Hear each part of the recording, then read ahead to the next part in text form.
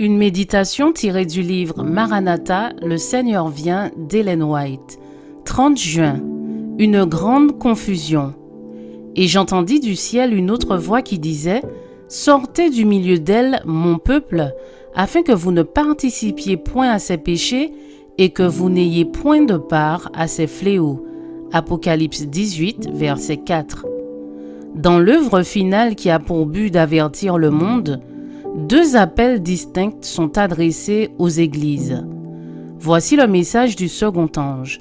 Elle est tombée Babylone la grande, qui a abreuvé toutes les nations du vin de la fureur de son impudicité. Apocalypse 14, verset 8. Et alors, du grand cri du message du 3e ange, une voix se fait entendre du ciel. « Sortez du milieu d'elle, mon peuple, afin que vous ne participiez point à ses péchés et que vous n'ayez point part à ses fléaux. Car ses péchés se sont accumulés jusqu'au ciel et Dieu s'est souvenu de ses iniquités. » Apocalypse 18, versets 4 et 5. Comme Dieu a appelé les enfants d'Israël à sortir d'Égypte pour qu'ils gardent ses sabbats, ainsi il appellera son peuple à sortir de Babylone afin de ne pas adorer la bête et son image. Après que la vérité a été proclamée comme témoignage à toutes les nations, tous les moyens concevables de méchanceté agiront et les esprits seront confondus par bien des voix qui proclameront « Le Christ est ici, le voici ». C'est la vérité.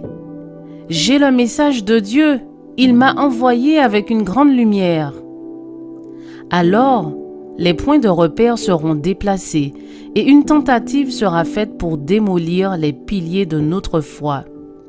Un effort plus grand sera fait pour exalter le faux sabbat et jeter le mépris sur Dieu lui-même en supplantant le jour qu'il a béni et sanctifié.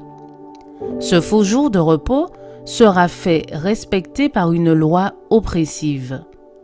Mais tandis que Satan agit par ses miracles trompeurs, le temps prédit dans l'Apocalypse s'accomplira et l'ange puissant qui illuminera la terre de sa gloire proclamera la chute de Babylone et appellera son peuple à l'abandonner.